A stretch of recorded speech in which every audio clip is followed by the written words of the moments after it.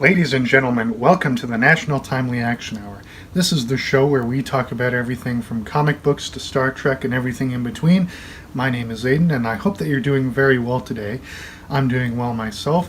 Today we are on part 6 of our 12-part series reviewing each individual issue of the epic Marvel Superhero Secret Wars by Jim Shooter, Mike Zeck, and Bob Layton. And this is a very exciting issue. It starts off with the Wasp, who had escaped from Magneto's clutches. She is now on her way back to the hero's base, but she runs into some car trouble, alien car trouble, and she crashes and she breaks a nail, and so they have to make a joke about that because she's a woman, you see. And then she happens upon the GPS and sees where she is and sees a map, and there's a structure in the distance. So she starts flying there. And she destroys the ship to, put it out of its misery, as she puts it. And then she fights some bugs. It's pretty cool. And in this particular panel, I like the use of shadows, because she's here, her shadow's right here, and the speech bubble is right next to the shadow. And I think that that's very, very cool. So then she makes it to the structure, and she is attacked by the lizard. Then we cut to Dr. Doom on Galactus' ship, and at the end of the last issue, Dr. Doom snuck on, and he is, combing through his computers, looking at files and data, and is like, what's this do? Then he summons Ulysses Claw, and Claw was somehow there, but not really there. He was in a different, dimension, I think, or different part of space. It's very odd. I'm not a scientist, so don't quote me on any of this, but he summons Claw, and Claw is loopy. He's out of it. He's speaking like a raving lunatic. And so Doom is like, okay, let's see what's going on. So he takes a look at the heroes, and he's like, ah. And he's like, okay, so they're very wary of battle, and they're tired, but they're still fighting because Captain America's leading them, so of course they're going to soldier on.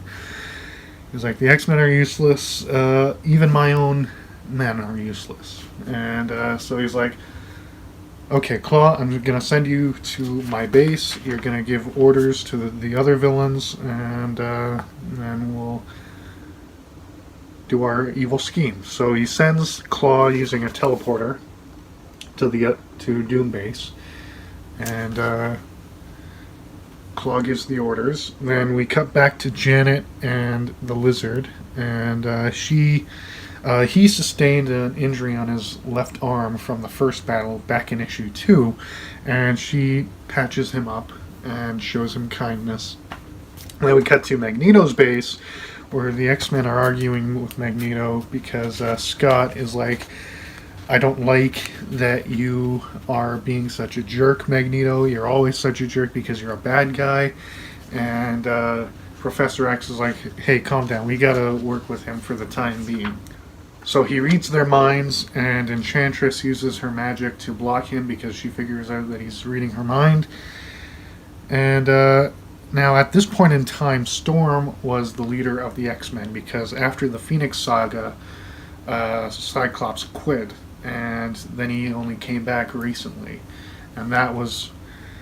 So for a couple of years now, Storm has been the leader. And she and Professor X argue about who's in charge, her, him, or Scott. And then she leaves because she's angry. And, the X-Men, it's just a soap opera with superpowers, honestly. So then we cut back to the village where Captain America's team is held up, and we see Colossus lamenting how he loves Kitty, but he's also falling in love with the healer woman, Zaji.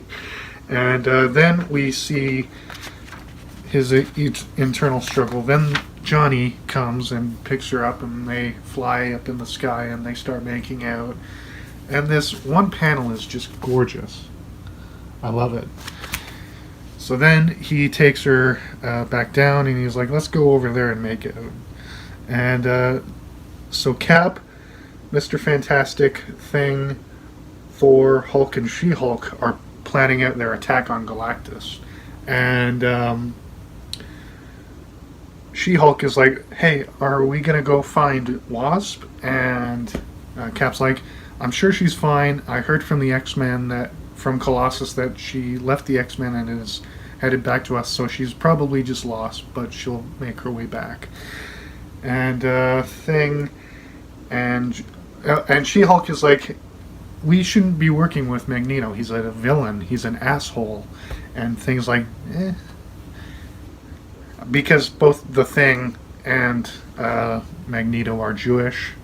Magneto was a victim of the Holocaust, and the Thing fought in the U.S. Air Force during World War II, so, you know, he's probably sympathetic to him. Hulk is impatient because he's the Hulk, and he's like, we should just smash them! And I like this dynamic pose he does. So, then we cut to Spider-Man and Hawkeye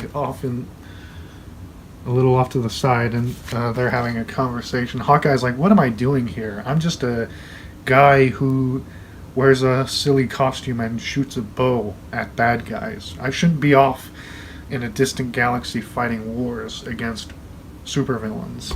And Spider-Man's like, even though I have superpowers, I'm basically a normal guy too, so I get it. But Hawkeye's like, no, you have powers. You don't get me. And so they're just having that conversation. Meanwhile, Iron Man, aka Jim Rhodes, goes over to Captain Marvel and he starts flirting with her because she's hot and why not.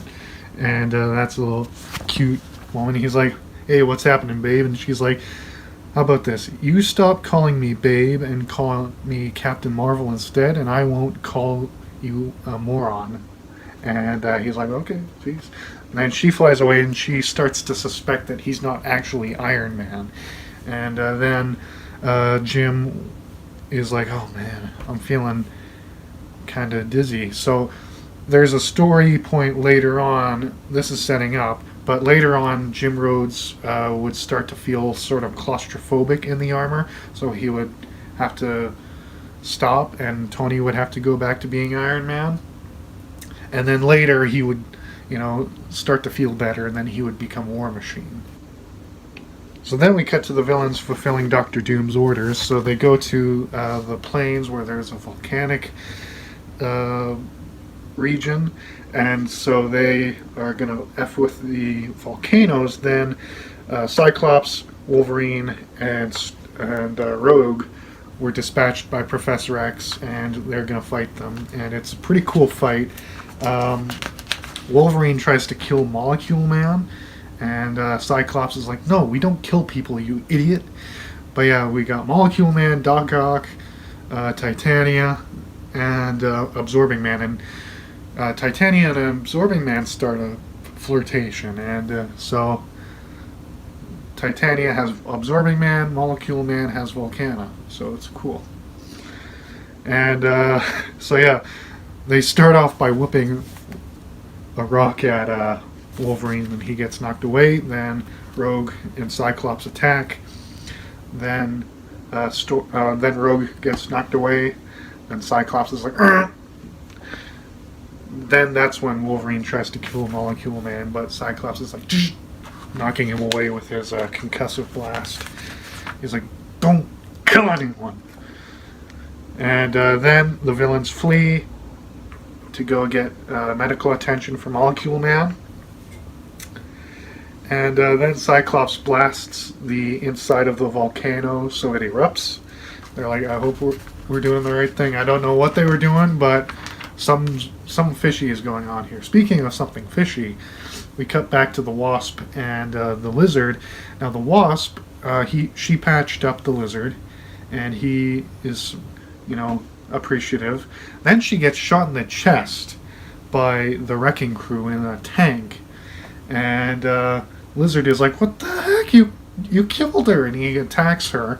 He attacks them, and then they knock him out, pick up their bodies, and leave. And they're like, "We'll just dump Wasp somewhere along the way back to the base." And then finally, on the last page, we see Galactus is just about done preparing his energy sucking device so that he can eat the world. And the heroes are like, "Okay, we gotta act soon. We'll let Mr. Fantastic try once more to reason with him. If that doesn't work, we attack at dawn." And then off in the distance, there's a shadowy figure spying on them, and then we get the cover for issue 7. So this was a really, really good issue, action-packed, a lot of great character moments, a lot of great dialogue. Overall, I have nothing but praise for this story arc, and I hope that you enjoyed this video, and I hope you enjoyed this story if you have read it. So let me know if you've read it in the comment section below, and that will help the algorithm so that I can be seen by more people. And if you enjoyed this video, hit the like button. If you didn't, hit the dislike button. And if you're new to my show and want to check out more comic book reviews, or see my video game gameplays or action figure reviews or anything like that, please subscribe and ring the bell to be notified when I post a new video. And I will leave the link to my podcast in the description of this video, as well as the links to my social media profiles, as well as my merch store. So if you want to get a shirt or a coffee mug with my channel's logo on it, you can do that. And I'll also leave a link to my Patreon page, so if you want to get early access to episodes of the podcast and videos, you can do that there. You can also send me a message. And thank you so much for watching this video. I sincerely hope that you have a wonderful day. Thanks for watching. Goodbye.